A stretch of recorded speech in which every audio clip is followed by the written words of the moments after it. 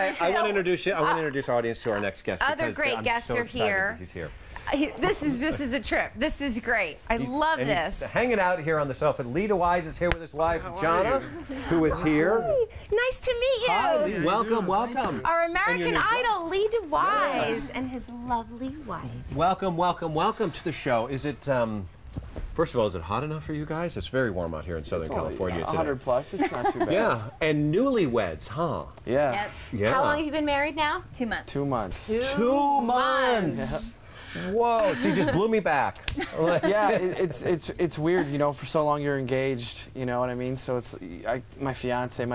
Now that we're married, I'm like saying my wife is so weird. weird. Husband. Yeah. But isn't it great though? I mean, that's such a rite of passage. The old my wife, my husband. Then when you accidentally say fiance and they're like, no, I know you're training like, yourself. Right. Then you lose all of the advantages of the wife part. Exactly. Do you remember that moment when you were like alone, the wedding was over with, and you kind of looked and went, "You're my wife." Yeah, you're you my know, husband." I mean, everyone told us. All of our friends were like, "Oh, it's gonna go by so fast," and Sure. the whole thing. And We kept saying it while we were getting married. I'm like, oh my God, I'm turning into your wife right now. I know, like we were at the altar, like We're like at laughing. the altar with the priest, and we're like getting married. Transforming before your very Exactly, and it was weird because then, like, when it was over, we were like, "Wow, everyone was right." Like, Yeah. it went by like so quick. fast, but it was really fun. Did And you so, get? and how did you guys meet? I was the actress in his music video. Yes. Oh, fantastic. Was this before or after Idol? This was like right after, but the thing is, she never. Well, you could tell she never watched American Idol, really. No, So- You were the one. I was wondering who crawled out from under that rock. I was wondering. I was like, who's under that rock? I had never watched American Idol. I had watched like little bits and pieces here and there, but I was at a friend's house and I was going over there to work on something, and his season finale was on, and so I actually watched him win. And I started crying when he won because I was like, oh, he's such a humble guy, you know, he won and his life just changed forever. And I started crying, and How did then you? I didn't know I'd end up marrying him. Little did you know Right. is that your life was about I to know, change mine was about to change. forever. Right. And they asked me, you know, we're doing this music video, da da da da. And then I saw her. I was like, oh my God, she's so hot, you know, like. I didn't know her, you know, and so I did. So then on set, I don't know. I was so bad. I was just like, oh yeah. I was trying to like talk to her. I was like, so it was He's like, bad. so you like basketball? Yeah, I was like, yeah, I like the Lakers. Bulls. Like, who starts? You know, like. Do you Starts remember? a conversation do you with a remember young your- girl with that? Do you remember your first words to your husband when you first met Patrick? No. I remember when I first. My wife was a former Miss America. I met her. First thing I ever said to my wife was, "Wow, you're short." That's what I said. That's perfect. It makes It went me miss well, my right? husband. Obviously, yeah. I it miss worked my out. husband hearing this romantic story.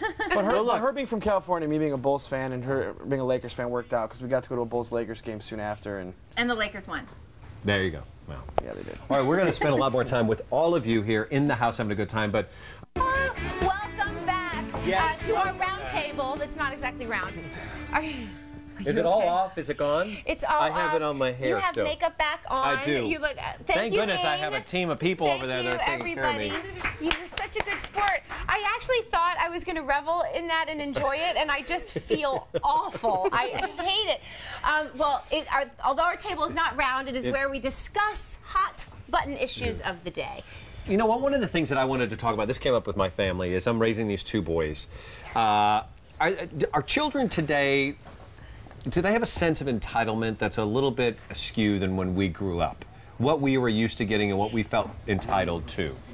I wanted to jump off on that and see where you feel about it. Lee, what do you think? I think, if anything, I think kids now have access to more at their fingertips than maybe like even when I was much younger. You know, I just think that for like kids now, to access anything is so easy. Yeah. That when there isn't that instant gratification, it's almost like there's a disappointment versus, you know, working for it maybe. They're more a product of sort of the technology that's available to us. Sure, but, Yes. but as a young couple, I don't know when your plans are to start a family, but one day, if you do welcome somebody into this world, you have a life of convenience at this point, very successful. How do you prevent them from obtaining the things that can be so easily granted to you? Whether it's VIP entrance to a theme park or whatnot, how do you begin to go, we'll stand in line like everybody else?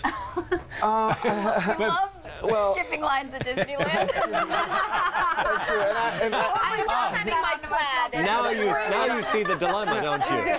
She's outed me. No, but I think honestly, I think that a lot of it is how you're raised, I believe, and kind of the environment you grow up in. So I think we were both kind of raised, in a house where it was kind of more like you were going to work for what you get. So I think we weren't given cars. And right. I think like, instilling work that. For them and Sure. Instilling that in your kids, I think, is important. But I do think that the parent has to sacrifice. Like my friend Tom Farrell, he has access to total box seats at the game, but he takes his kids and they go and sit in the nosebleed seats in the bleachers because that's how he grew up. What and a horrible father. He wants them to, because there's joy in that experience too.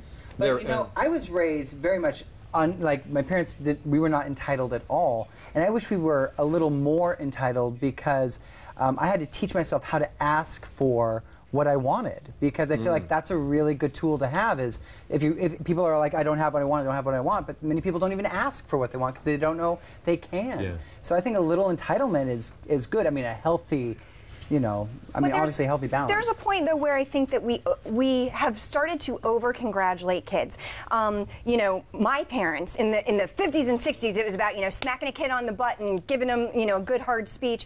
And in the 80s and 90s, it was very much, every kid gets a trophy for participating, and let's make sure that that everybody, gets congratulated. And kids aren't as tough as they used to be. I think entitlement is, I think access is a big part of it.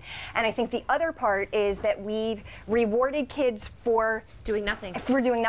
Yeah. And there are actually bosses in the corporate world that have they can't discipline or train employees because they think that they're just always right and should have their way. Well, it is a struggle that I continue to have day in and day out with my guys, and I want to give them the world, as we all do as parents. We want to be the best we can and make their world a little bit easier, but in the process, are we preparing them for the path, or are we preparing the path for them? It's a combination, I think a balance that we have to go through. You're the only parent sitting here right now. Well, I don't act like one, I'll tell you that. Not with the pie in the face routine, yeah. Look, we have to end it here because we've got to get into the kitchen because we've got some decisions to make, you and I don't know, I may lose this one too, just like I got the pie in the face. But we're going to sit down with Kristen. She's going to take us through the next step as we continue to put our kitchen together and find the right, perfect, I want to say the perfect, not the right, the perfect. We strive for the best around here. Faucet that's going to work for our sink and maybe yours. It was a good